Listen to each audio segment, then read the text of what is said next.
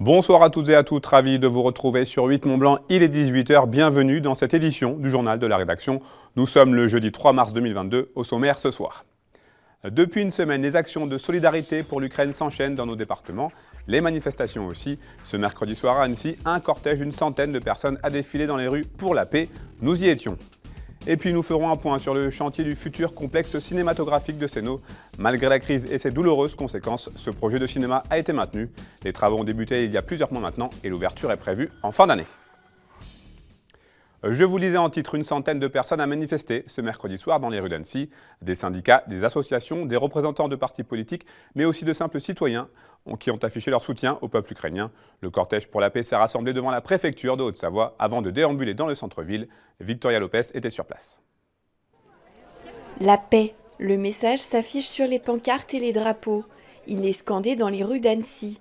À l'appel de différents syndicats, associations et partis politiques, une manifestation pour protester contre la guerre en Ukraine a été organisée ce mercredi. Nous sommes contre la guerre pour différentes raisons et donc nous sommes contre l'intervention militaire contre un pays qui n'a rien demandé. Autant ce serait l'Ukraine qui attaquerait la Russie, on serait dans la rue, pareil.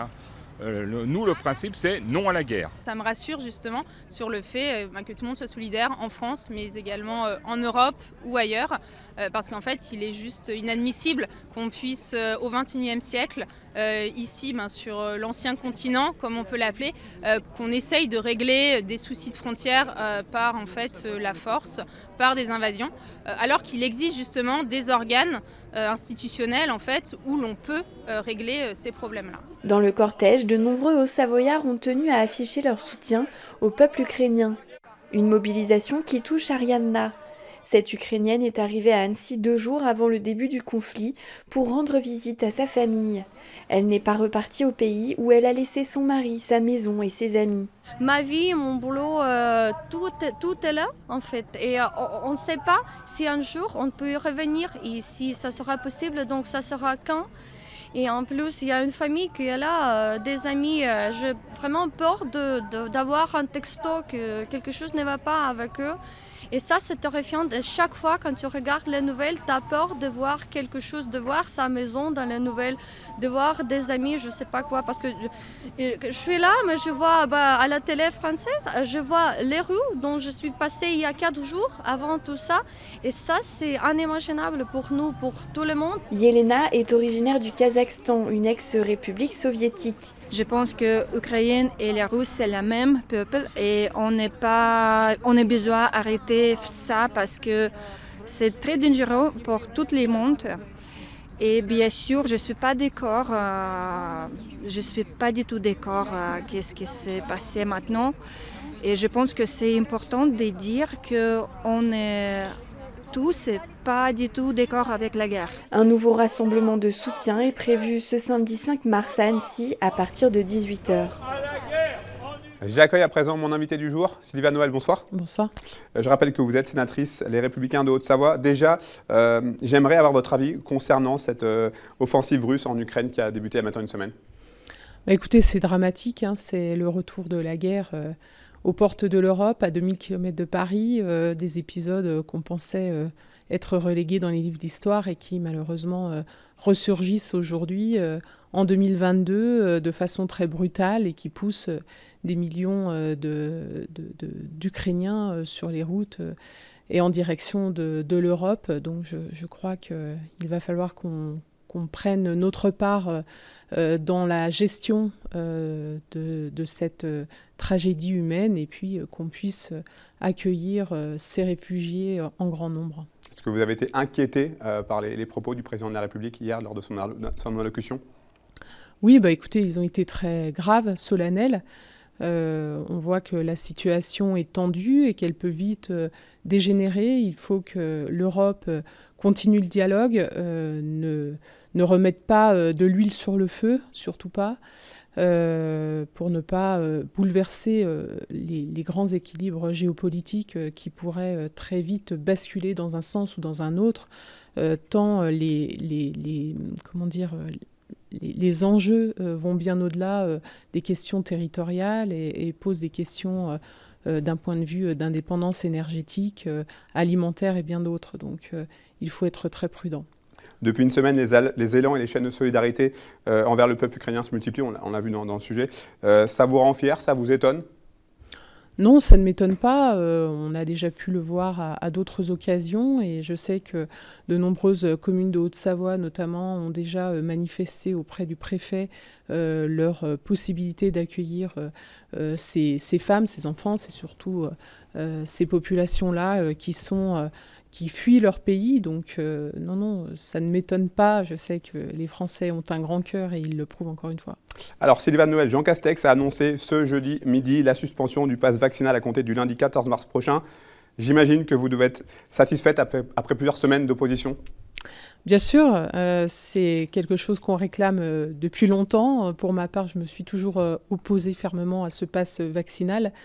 Qui ne me semble pas répondre aux objectifs qu'on lui confère. Aujourd'hui, je crois que la population française est vaccinée à hauteur de 80%.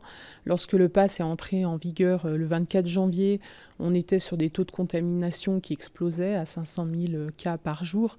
Donc pourquoi imposer un pass vaccinal qui, pour moi, constitue une triple hypocrisie. Tout d'abord parce que le Parlement français s'est toujours opposé à la vaccination obligatoire. Et donc, dans ce cas-là, pourquoi vouloir imposer par ce biais-là la vaccination ?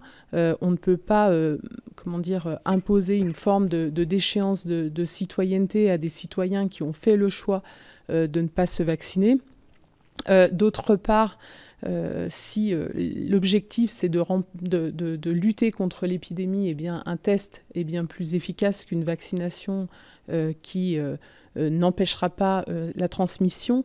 Et puis enfin, plus on a besoin du vaccin et moins on a besoin du pass vaccinal.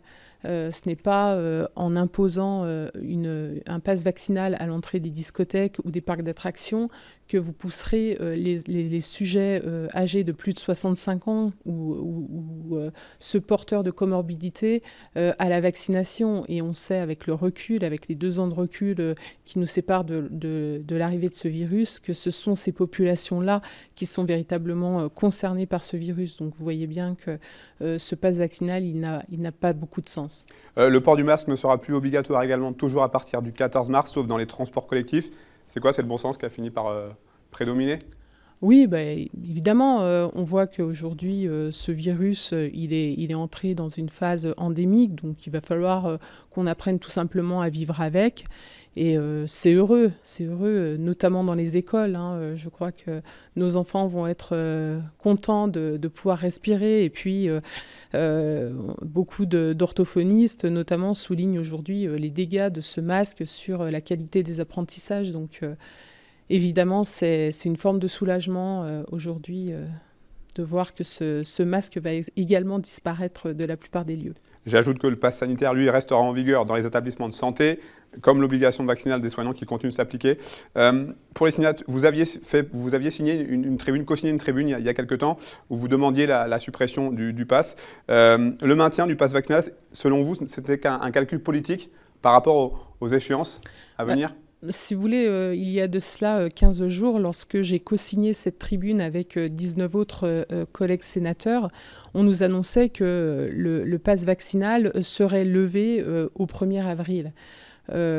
Qui pouvait imaginer ce que seraient les chiffres au 1er avril ? Donc pour nous, cela relevait effectivement plus d'un calcul politique que d'une véritable stratégie sanitaire. Et donc, voilà pourquoi, alors que les chiffres nous montraient déjà qu'on était sur la bonne voie, alors que d'autres pays européens autour de nous, je pense au Royaume-Uni, je pense à la Suisse, je pense à l'Espagne, avaient déjà levé toutes ces mesures sanitaires, pourquoi nous les gardions, nous les conservions envers et contre tout. Donc, on aurait pu le faire déjà depuis quelques jours. Donc, on va s'en réjouir aujourd'hui, mais on va dire que enfin. Vous avez également déposé un amendement qui a été rejeté depuis, visant à réintégrer les soignants suspendus. Bah oui, écoutez, notre hôpital, notre système de santé il est à l'os aujourd'hui. Après ces 2 ans de crise sanitaire, les soignants sont très fatigués, ont été soumis à rude épreuve. Et moi, j'ai toujours été très choquée du traitement qu'on a pu réserver à nos soignants qui avaient fait le choix, comme tout autre citoyen, de ne pas opter pour la vaccination, de les suspendre. Et les héros d'hier devenaient les parias d'aujourd'hui. Et pour ma part, je milite pour la réintégration très rapide des 15 000 soignants qui font aujourd'hui cruellement défaut à notre hôpital. Il faut absolument qu'on ressorte de cette crise en musclant notre hôpital, et c'est certainement pas en mettant à la porte des soignants.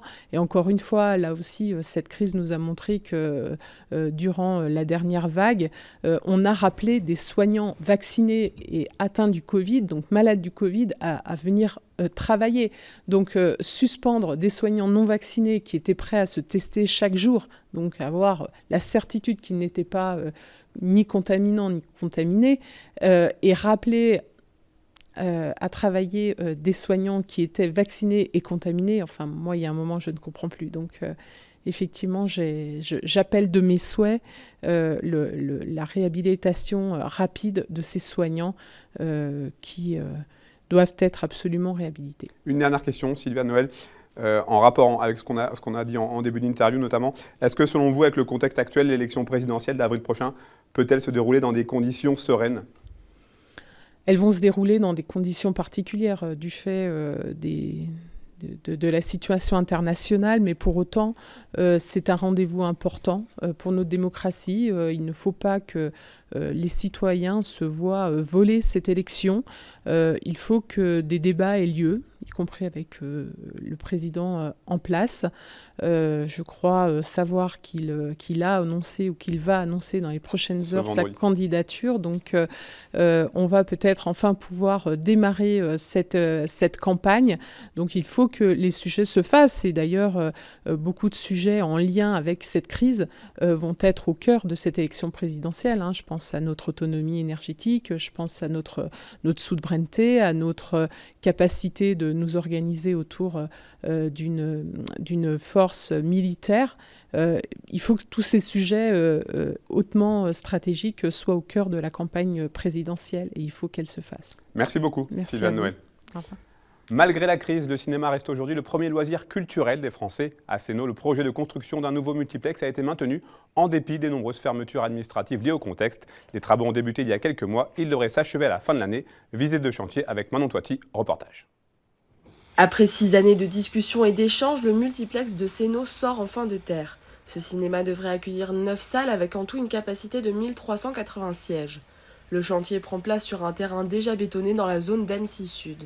Les clients accéderont au cinéma en voiture par le toit du supermarché prévu à cet effet. On avait travaillé avec la collectivité pour réfléchir à des implantations où on n'allait pas imperméabiliser de nouvelles surfaces. Et effectivement, on est tombé d'accord avec le groupe Casino et Mercialis pour reprendre ce parking qui était utilisé donc, par les salariés du centre commercial. Et aujourd'hui, on en est à la phase des pieux, phase pieux comme vous pouvez le voir. Et puis, on est en train de poser les long greens sur lesquels viendront se développer la base du cinéma. Le chantier avance, la charpente sera posée courant avril. Le reste des travaux se dérouleront jusqu'à la fin de l'été. L'objectif de ce cinéma est de dynamiser la commune de Sénaux.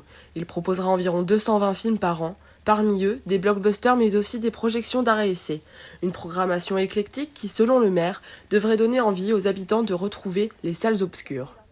Alors c'est un équipement culturel supplémentaire puisque la ville en a déjà quelques-uns, mais depuis une dizaine d'années nous souhaitions continuer à développer l'aspect culturel et puis accompagner la dynamique démographique du secteur qui aujourd'hui rejoint les préoccupations de la commune nouvelle qui souhaite rééquilibrer un peu l'offre commerciale puisqu'on est dans une zone commerciale, Annecy Sud, anciennement Val-Semnoz. Donc ce cinéma va apporter une nouvelle dynamique dans ce secteur, une nouvelle offre, et pour nous c'est très important. Le cinéma devrait ouvrir fin de cette année 2022 avec en tête d'affiche Avatar 2. La direction de Mégarama vise un objectif de 350 000 visiteurs pour la première année. Direction j'y est sur le territoire des sources du lac d'Annecy à présent. Participer à l'économie circulaire tout en favorisant l'insertion, c'est l'objectif de la boutique solidaire Le Galta. Cet établissement accueille des stagiaires en quête de renouveau dans leur parcours professionnel. Ils seront accompagnés en cela par l'association Solal, financée par les collectivités et le département. Le Galta est ouvert toute la semaine. Manon Toiti s'est rendue sur place pour rencontrer ses employés et leurs encadrants. Ici, on récupère, recycle, retape et revend des objets déposés. Ouvert depuis 2018, la boutique solidaire Le Galta permet aux personnes qui se sont éloignées du monde du travail d'y retourner. Le magasin est une branche de l'association Solal, basée à Annecy, et destinée à l'insertion professionnelle. Ils sont 14 à être employés pour une durée maximum de 2 ans. L'objectif est de les aider à reprendre confiance en eux et en leurs compétences. On a des personnes plus jeunes qui n'avaient pas forcément d'expérience, qui ont travaillé chez nous. En moyenne, c'est 14 mois. Les personnes restent 14 mois et on a d'autres personnes, par exemple, qui n'avaient pas d'expérience, qui ont travaillé ici. Et suite à leur passage, elles ont repris une formation. Formation secrétaire médicale. On a une autre personne qui est partie en formation d'horloger. Donc on a différents profils et ça peut être de la formation technique ou plus tertiaire. Ranger, étiqueter, scier ou encore peindre, ce sont certaines des tâches à réaliser au Galta. Les employés sont tous polyvalents et connaissent chacun des postes qui leur sont proposés. Ils sont accompagnés par 2 encadrants, ébénistes de profession. Le terme insertion m'a jamais trop plu. Moi, ce que j'aime employer, c'est un rebond social au niveau des salariés. Pouvoir travailler avec chacun d'entre eux, avec chacun des idées bien déterminées, bien différentes, des caractères différents également. Et je pense que dans chacun, il y a énormément de compétences. Donc c'est leur façon d'être ici et de nous les faire découvrir. En parallèle, chaque employé réfléchit à son orientation dans le futur. L'association les accompagne dans ce parcours rebond pour s'insérer dans une vie active pérenne. Étudiants, chômeurs ou encore proches de la retraite, chacun avait un profil différent avant d'arriver au Galta. J'étais vraiment très timide, c'est-à-dire que parler en public, etc., c'était vraiment impossible pour moi. Et en fait, ça a beaucoup aidé quand j'ai été en caisse, parce que j'étais directement face à la clientèle. C'est mon assistante sociale qui m'a dit de venir au Galta, parce qu'il recherchait du monde. Puis moi, j'étais au chômage, je ne savais pas trop faire des trucs d'électro. Alors j'ai fait les électros, au début j'étais au vélo. Puis après, ce que ça m'a appris, c'est de bosser un peu, parce que rester chez moi, être enfermé, au bout d'un moment, moi, je suis un peu speed, il faut que je travaille. 75% des personnes passées par le Galta ont trouvé un emploi stable après. La boutique continue d'accueillir de nouvelles recrues et l'association envisage déjà d'étendre ses activités sur d'autres territoires du département. C'est la fin de cette édition. Merci à vous pour votre fidélité à l'information sur 8 Mont-Blanc. Merci à toute l'équipe. Tout de suite, vous le savez, la météo présentée par Thierry Paulme. Place ensuite à Panorama avec le 4e et dernier épisode de votre émission consacrée à la station des Brasses. Un inédit cette semaine. Et ce soir, Victor Lopez est en compagnie de Théophile Morton. On se quitte avec des images de Radio-TV Val d'Isère. Ce mardi soir, la station de Haute-Tarentaise a célébré son champion olympique de slalom Clément Noël. Jean-Pierre Vidal et Jean-Claude Killy étaient également de la fête devant plus de 5000 personnes. Passez une très belle soirée, prenez soin de vous et de vos proches. Je vous retrouve avec grand plaisir ce vendredi pour le dernier journal de la semaine.